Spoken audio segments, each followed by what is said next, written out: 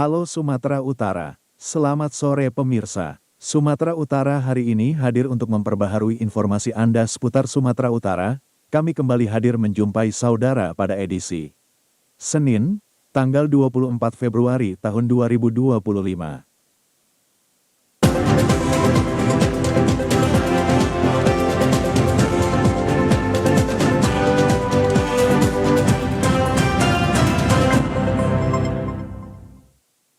Ratusan warga desa Serapu Asli, Kecamatan Tanjung Pura, Kabupaten Langkat, menggelar aksi demo di depan kantor Kejaksaan Negeri Langkat. Dengan membawa berbagai spanduk dan poster bertuliskan kecaman, ratusan warga desa Serapu Asli, Kecamatan Tanjung Pura, menggelar aksi demo di depan kantor Kejaksaan Negeri Langkat.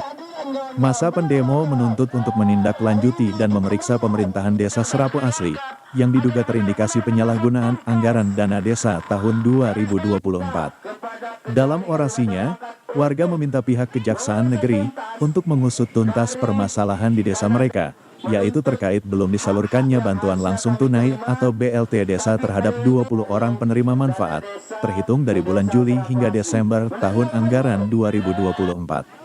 Selain itu belum disalurkannya honorarium kader Posyandu Desa Serapu Asli, terhitung bulan Januari hingga dengan Desember 2024, dan belum diselesaikannya proyek infrastruktur pembangunan Desa Serapu Asli yang bersumber dari dana desa tahun anggaran 2024, yang berlokasi di Dusun 1 Pendidikan, Dusun 2 Sepakat, dan Dusun 3 Batang Mergang.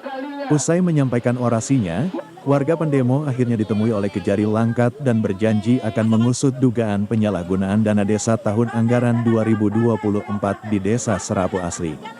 Salah seorang Muhammad Agustami mengatakan, aksi yang mereka lakukan agar pemerintahan Desa Serapu Asli, yang diduga melakukan penyalahgunaan dana desa anggaran tahun 2024, segera diperiksa dan tidak melarikan diri, serta tidak menghilangkan alat bukti. Warga desa akan terus mengawal kasus tersebut dan jika tuntutan mereka tidak terpenuhi, maka mereka akan kembali menggelar aksi dengan massa yang lebih besar lagi.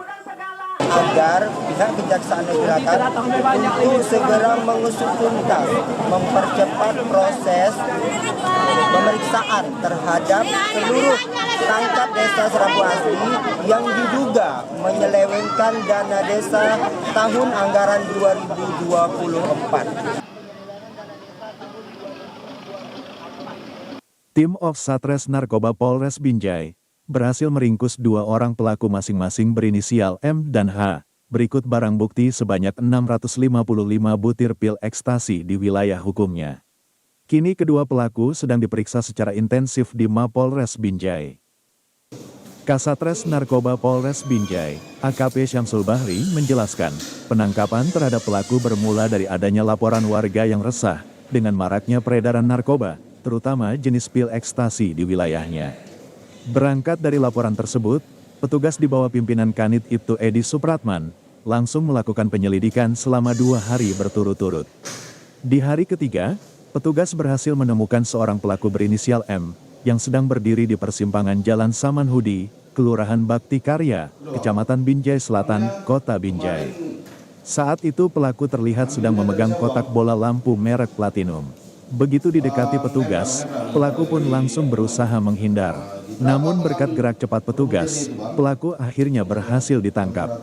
Dari hasil penggeledahan, petugas berhasil menyita barang bukti sebanyak 655 butir pil ekstasi yang disimpan pelaku di dalam kotak lampu. Petugas kembali melakukan pengembangan dan berhasil meringkus pelaku lainnya berinisial H di Jalan Letnan Umar Baki, Kelurahan Payaroba, Kecamatan Binjai Barat, Kota Binjai. Dari hasil pemeriksaan terhadap kedua pelaku, diperoleh informasi kalau pil ekstasi tersebut akan mereka jual, dan hasil penjualannya akan dibagi 2. Barang bukti yang berhasil diamankan yakni sebanyak 655 butir narkotika jenis ekstasi warna hijau stabilo yang dibungkus plastik transparan, 2 unit handphone Android, 1 buah kotak bola lampu merek Platinum. Terhadap kedua pelaku baik M dan H, sudah ditetapkan sebagai tersangka, dengan dipersangkakan melanggar pasal 114 ayat 2, sub 112 ayat 2, Yunto pasal 132 Undang-Undang RI nomor 35 tahun 2009 tentang narkotika, dengan ancaman hukuman penjara 6 sampai dengan 20 tahun. Dari kedua tersangka kita amankan 655 butir pil ekstasi. Nah, ini komitmen kita untuk tetap melakukan penindakan dalam program Astagita Bapak Presiden.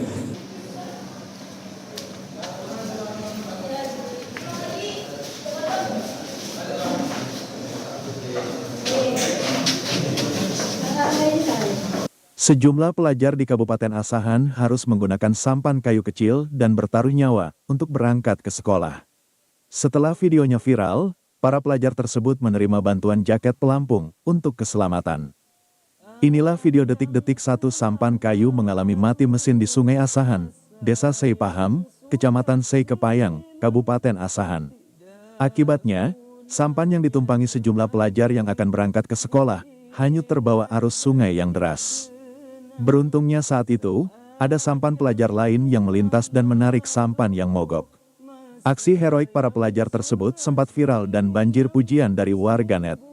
Pasca peristiwa tersebut, Pangkalan TNI Angkatan Laut Tanjung Balai Asahan memberi perhatian dengan menyerahkan alat keselamatan berupa jaket pelampung kepada para pelajar.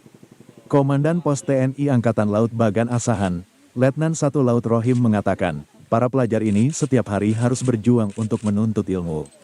Akses jalan yang kurang baik, mengakibatkan para pelajar harus melalui jalur air menggunakan sampan tanpa pendampingan orang tua.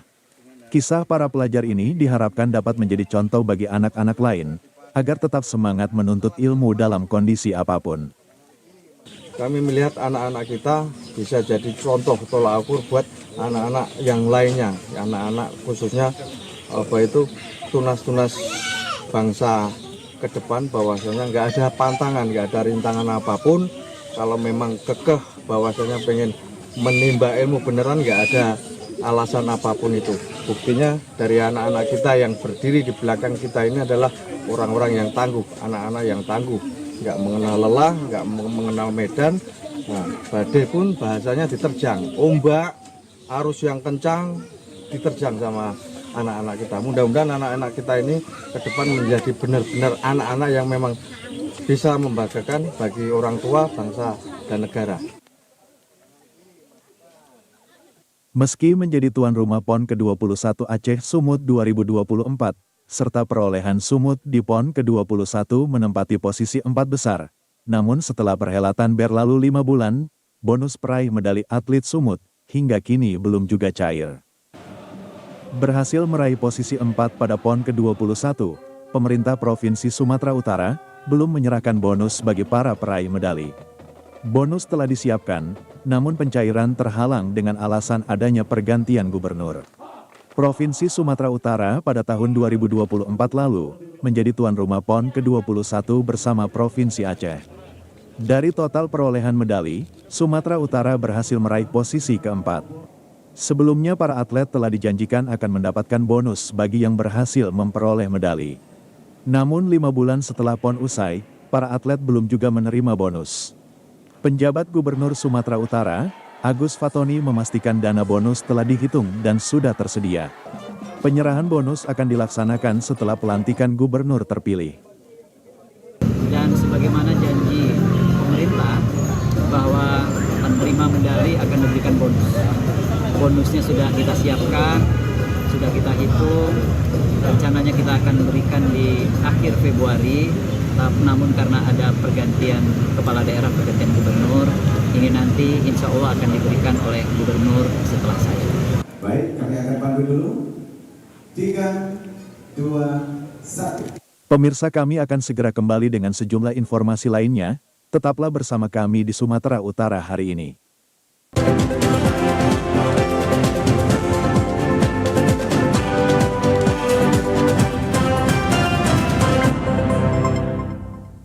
Permintaan busana muslim meningkat jelang bulan Ramadan mengingat menjadi salah satu kebutuhan warga dalam menjalankan ibadah sholat. Jelang bulan Ramadan harga busana muslim juga biasanya tidak terlalu mahal. Seperti di salah satu toko penjual busana muslim di Pasar Ikan Lama menjadi incaran warga untuk membeli busana muslim dan perlengkapan ibadah sholat lainnya. Saat ini busana muslim untuk kaum pria yang paling banyak dicari pembeli adalah baju koko dan jubah. Untuk baju koko standar dijual dengan harga Rp125.000 hingga Rp250.000. Untuk pakaian koko jubah dijual dengan harga Rp200 hingga Rp350.000. Sedangkan untuk kebutuhan wanita paling banyak dicari adalah telekung atau mukena serta jilbab. Salah seorang pembeli Irmayanti mengatakan, membeli busana muslim jelang bulan Ramadan karena stok dan modelnya masih banyak. Dikatakan harga yang dijual juga saat ini masih sangat relatif terjangkau. Dikatakan, ia bersama keluarganya setiap tahun membeli pakaian muslim jelang Ramadan agar terbebas dari kenaikan harga dan masih terdapat aneka model. Tapi ini untuk pakai, biasanya untuk jual. Ini untuk pakai dulu. Mau puasa nanti baru untuk jual. Nanti kalau udah mau deket puasa, udah nggak ada yang cantik lagi. Barang-barang lama dikeluarkan orang ini. Harga? Iya, harganya terjangkau sebelum puasa. Nanti kalau udah mau puasa, harganya agak lebih tinggi. Menurut pedagang busana muslim Muhammad Rashid, geliat penjualan busana muslim sangat tinggi jelang bulan Ramadan.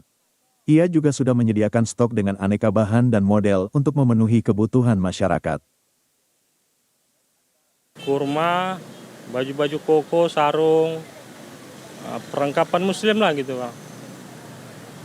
Harapannya tahun ini seperti apa Bang? Harapannya tahun ini lebih meriah nggak daripada tahun sebelumnya? Ya semoga bisa lebih meriah tahun ini gitu.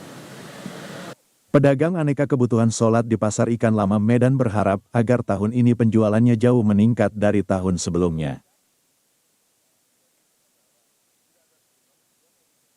Pesta budaya suku Karo, Gendang Guro-Guro, yang merupakan tradisi suku Karo untuk melestarikan budaya dan menjalin silaturahmi antar suku Karo dan suku lainnya yang ada di kota Tebing Tinggi, tetap dilestarikan dan tidak hilang tergerus oleh zaman.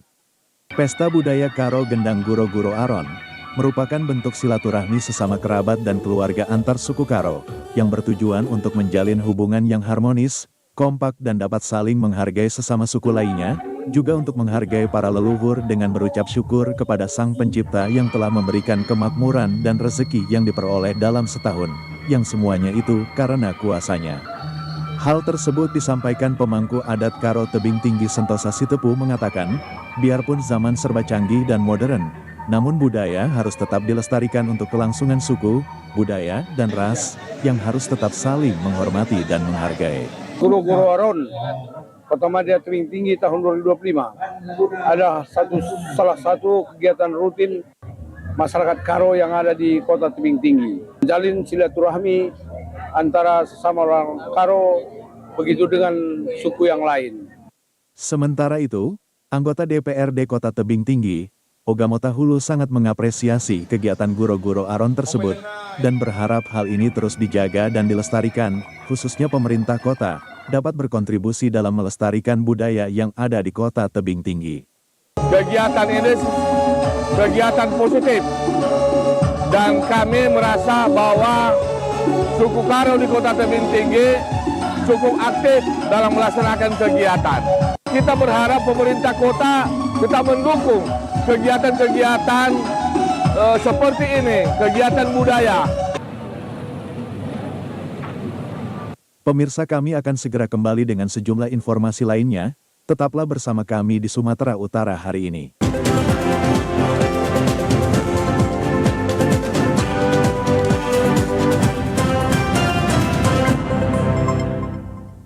Untuk mempertahankan prestasi yang telah diraih pada ajang Pekan Olahraga Nasional 2024 lalu, pengurus Provinsi Federasi Olahraga Karate Do Indonesia Sumatera Utara menggelar kejuaraan daerah tingkat provinsi yang digelar di Gedung Serbaguna Pemprov Jalan Willem Iskandar, Kabupaten Deli Serdang. Kejuaraan daerah tingkat provinsi secara resmi digelar oleh pengurus Federasi Olahraga Karate Do Indonesia Sumut di Gedung Serbaguna Jalan Willem Iskandar, Kabupaten Deli Serdang. Kejurprov ini digelar sebagai ajang penjaringan dan memupuk prestasi bagi para atlet muda karate Sumut. Nantinya akan berlaga pada ajang kejuaraan tingkat nasional dan membawa nama Forky Sumut. Selain itu, Kejurprov ini juga sebagai momentum persiapan dalam mempertahankan prestasi cabang olahraga karate Sumut yang telah berhasil menyumbangkan 3 medali emas pada ajang Pekan Olahraga Nasional 2024 lalu. Forky Sumut berharap adanya peningkatan prestasi para atlet pada ajang Kejurnas maupun PON 2028 nantinya. Sekretaris Umum Forki Sumut Zulkarnain Purba mengatakan, Kejurprov ini diikuti sebanyak 435 atlet dari 19 pengurus cabang Forki Kabupaten Kota yang ada di Sumut. 14 perguruan karate dan 1 dari pembinaan PPLP Sumut. Harapannya kita bisa mempertahankan Sumatera Utara tetap di dalam ranking elit. Paling tidak kita tetap dalam ruang lingkup 5 besar. Kita harapkan hasil ini bisa menjadi cikal bakal seperti yang disampaikan Ketua KONI 2028. Ini kan waktunya tidak lama, nggak sampai 4 tahun. Karena biasanya PON itu dilaksanakan pada bulan September, pada hari olahraga. Adapun kategori yang dipertandingkan yakni kadet junior dan under 21. Para atlet diharapkan dapat serius dalam mengikuti pertandingan Kejurprov ini agar nantinya dapat mewakili kontingen Sumut di Kejurnas maupun Pekan Olahraga Nasional 2028 mendatang.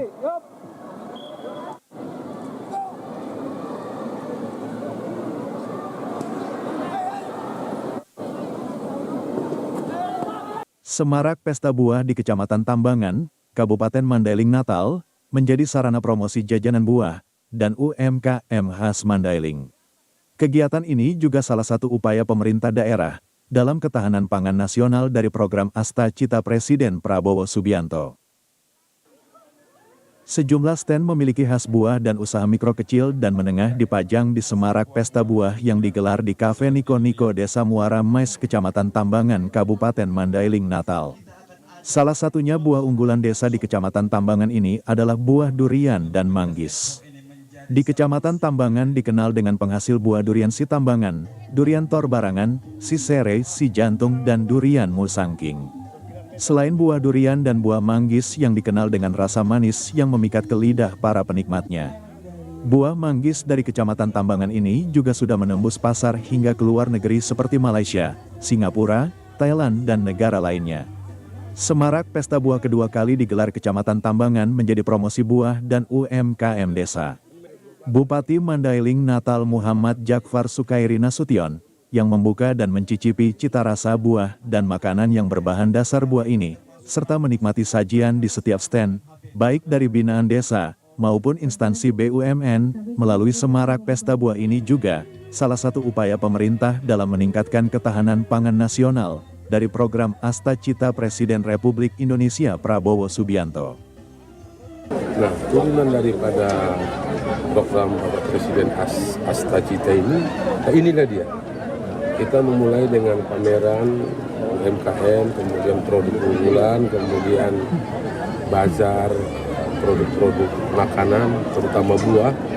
Kita memulai menyambut apa yang disampaikan oleh Presiden kita, bahwa Asta Cita itu seluruh komponen Mandailing Natal ikut mendukung. Kabupaten Mandailing Natal, durian yang paling banyak di Kecamatan Tambangan. Itu apa nama durian yang paling terkenal? Ada durian si Tombaga namanya, ada si repes, ada si buaya, masih banyak lagi Pak, macam-macam duriannya itu. Ini dari Berikut informasi perakiraan cuaca di sejumlah daerah di Sumatera Utara dari Badan Meteorologi, Klimatologi, dan Geofisika Wilayah 1 Medan berlaku pada hari Selasa, tanggal 25 Februari tahun 2025. Halo Sobat BMKG, kembali bersama saya Anda Paramita, Prakirawan BBMKG Wilayah 1 yang akan menyampaikan informasi perakiraan cuaca untuk esok hari Selasa 25 Februari 2025 di wilayah Sumatera Utara. Untuk dini hari diperkirakan berawan dan berpotensi hujan ringan hingga sedang di sebagian besar wilayah Sumatera Utara, di mana hujan sedang berpotensi terjadi di Padang Sidempuan, Labuhan Batu Utara, Padang Lawas Utara, Pakpak Barat, Tapanuli Selatan, Tapanuli Tengah, dan sekitarnya. Untuk pagi hari diperkirakan berawan dan berpotensi hujan ringan hingga sedang di sebagian wilayah Sumatera Utara, di mana hujan sedang berpotensi terjadi di Gunung Sitoli, Labuhan Batu Selatan, Nias Barat, Nias Utara, Padang Lawas Utara, dan sekitarnya. Untuk siang dan sore hari diperkirakan berpotensi hujan ringan hingga lebat yang disertai petir dan angin kencang di sebagian wilayah Sumatera Utara, di mana hujan lebat disertai petir terjadi di wilayah Labuhan Batu Selatan, Mandailing Natal, Padang Lawas, Pak-Pak Barat, Tapanuli Tengah, dan sekitarnya. Untuk malam hari diperkirakan berpotensi hujan ringan hingga lebat hampir di seluruh wilayah Sumatera Utara dengan hujan lebat berpotensi terjadi di Langkat dan sekitarnya. Untuk suhu udara diperkirakan 14 hingga 31 derajat Celcius dengan kelembapan udara 74 hingga 99%. Angin bertiup dari arah utara hingga tenggara dengan kecepatan 4 hingga 13 km per jam. Untuk titik panas tidak terpantau di wilayah Sumatera Utara berdasarkan pantauan pada tanggal 23 Februari 2025. Kepada masyarakat dihimbau untuk tetap waspada terjadinya hujan lebat yang disertai petir dan angin kencang di wilayah pantai timur, pantai barat, pegunungan, dan lereng barat Sumatera Utara yang dapat mengakibatkan bencana hidrometeorologi seperti banjir dan longsor. Demikian perakiran yang dapat saya sampaikan. Semoga bermanfaat dan terima kasih. Pemirsa, berikut kami sampaikan informasi yang telah kami rangkum dalam segmen Lintas Andalas.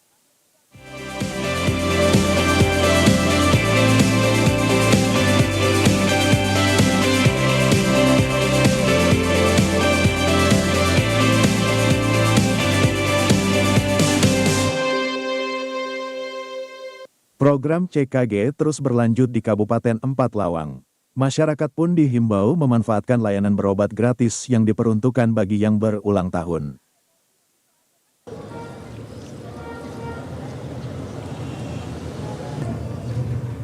Sepuluh Paskes di 10 kecamatan di Empat Lawang saat ini melayani CKG atau cek kesehatan gratis bagi yang berulang tahun selama bulan Februari.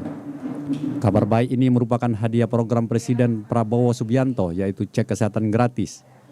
Dinas Kesehatan Empat Lawang mendorong seluruh masyarakat yang ingin melakukan pemeriksaan untuk mendatangi fasilitas kesehatan tingkat pertama, yakni puskesmas. Jadi program ini terus berjalan. Jadi untuk siklus pertama ini adalah siklus hari ulang tahun. Nanti di bulan Juli atau bulan tahun ajaran anak sekolah itu ada siklus anak sekolah. Dan selanjutnya ada siklus ketiga itu siklus semua itu nanti dilaksanakan, jadi bertahap. Pada di launching di bulan Februari ini adalah siklus ulang tahun. Jadi diharapkan dihimbau kepada masyarakat yang berulang tahun untuk melaksanakan itu ngecek. Nantinya ada 3 siklus CKG, yaitu siklus pertama CKG untuk yang berulang tahun, siklus kedua layanan anak sekolah, dan siklus ketiga layanan untuk masyarakat umum. Dari Empat Lawang, Dia Anggraini melaporkan. Masyarakat Kecamatan Lengkiti, Kabupaten Ogan Komering Ulu, bersama-sama TNI menanam singkong bersama. Hal tersebut bertujuan untuk turut serta dalam pelaksanaan ketahanan pangan sesuai Asta-Cita Presiden Republik Indonesia. Berpusat di Batu Ladung, Desa Pagardewa, Kecamatan Lengkiti, Kabupaten Ogan Komering Ulu, dan Kodiklat Angkatan Darat, Letjen TNI Muhammad Hasan bersama warga menanam singkong di area Omiba milik TNI. Penanaman salah satu bahan pokok ini dilakukan guna memberi pemahaman kepada masyarakat agar ikut serta dalam rangka ketahanan pangan yang digagas oleh pemerintah pusat tersebut. Dan Kodiklat Angkatan Darat Letjen TNI Muhammad Hasan mengatakan bahwa pelaksanaan penanaman ubi bersama masyarakat ini selain menguatkan ketahanan pangan juga dapat menambah pemasukan ekonomi secara langsung untuk masyarakat. Pertumbuhan ekonomi di wilayah masing-masing, khususnya di wilayah Oku ini. Dan tentunya saya sebagai dan Kodiklatat yang mempunyai lahan ini dan juga di bawah oleh Dan Puslapur, terus mengembangkan wilayah ini agar menjadi sentra ekonomi yang bisa menghasilkan berbagai komoditi. Dan pada setiap kegiatan ini kami selalu akan melibatkan masyarakat ya Ibu ya, sehingga saya berharap kita jaga lahan ini bersama-sama, kita rawat bersama-sama, dan tentunya kalau kita berhasil mengembangkan ratus hektar lagi di sini tentunya akan bermanfaat bagi ibu sekalian yang ada di sekitar sini. Kodiklat Angkatan Darat juga ke depan akan melakukan penanaman beberapa jenis tanaman lainnya seperti jagung serta komoditi yang dapat menghasilkan dan meningkatkan ekonomi daerah sekitar. Bagus Mihargo dari Kabupaten Oku melaporkan. Sayur-sayuran organik kian meluas pangsa pasarnya. Melihat potensi ini, warga Desa Sukaraja Kecamatan Tetap Kabupaten Kaur terus mengembangkan budidaya sayur hidroponik dengan memanfaatkan pekarangan rumah. Alhasil omset jutaan rupiah diraih dan mampu meningkatkan perekonomian warga. Manfaat sayur hidroponik semakin dirasakan oleh penikmat sayur-sayuran hijau, mengingat manfaat dari sayur-sayuran sangat dibutuhkan oleh tubuh. Tentunya semakin banyak penggemar sayuran hidroponik, kebutuhan pasar pun pastinya meningkat. Melihat peluang tersebut, warga desa Sukaraja mencoba mengembangkan budidaya sayur sistem hidroponik dengan cara menanam tanaman sayur ini tidak menggunakan tanah, melainkan memanfaatkan aliran air yang dicampur dengan pupuk cair organik. Kepala Desa Sukaraja Kecamatan Tetap, Hendri menuturkan, budidaya hidroponik ini sudah dilakukan sejak 1 tahun yang lalu. Alhamdulillah saat ini budidaya sayur hidroponik juga semakin berkembang dan hasilnya pun sudah dirasakan warga. Kades mengatakan, budidaya sayuran menggunakan sistem hidroponik tersebut dilakukan warga dengan cara memanfaatkan pekarangan rumah. Alhasil, dalam 1 bulan warganya bisa memperoleh omset rata-rata di atas 3 juta rupiah per bulannya dengan harga jual Rp35.000 per kilogramnya. Tanaman hidroponik ini salah satunya masyarakat saya mengembangkan tanaman hidroponik ini. Jadi pendapatannya per bulannya mencapai 3 juta. 3 juta. 6 lubang itu mencapai 1 kilo. Kilonya itu 35.000. Untuk diketahui, adapun jenis sayuran yang sering ditanam warga ialah sayuran jenis pakcoy dan sayur jenis selada. Dari Kabupaten Kaurianda Gustiarsya, TVRI Bengkulu, melaporkan. Ribuan peziarah menghadiri acara Puncak Ziarah Kubro yang bertempat di Makam Kawah Tekurep 3 Ilir Palembang.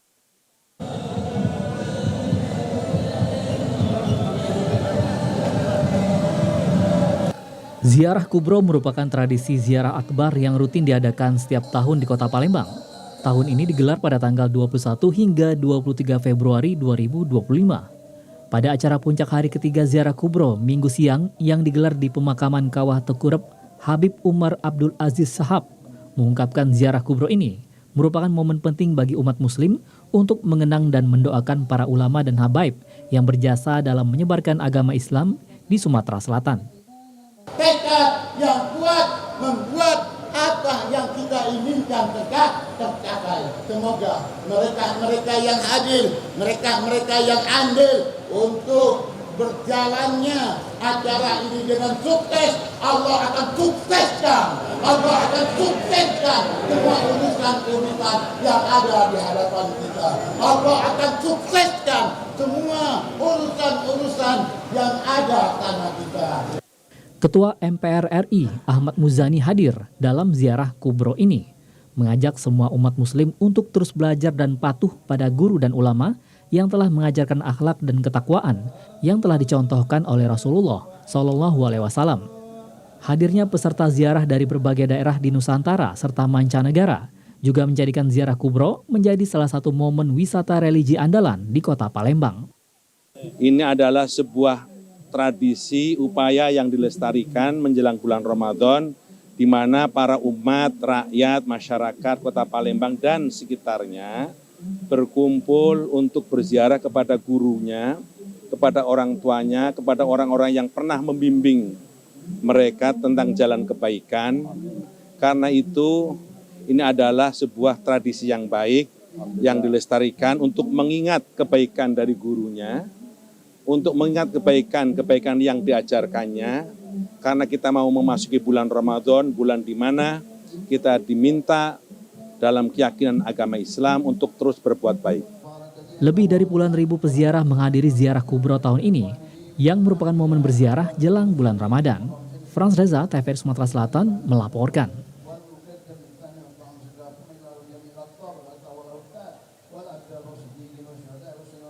Pemirsa, demikian Sumatera Utara hari ini. Seluruh kerabat kerja yang bertugas mengucapkan terima kasih atas perhatian Anda. Selamat sore dan sampai jumpa.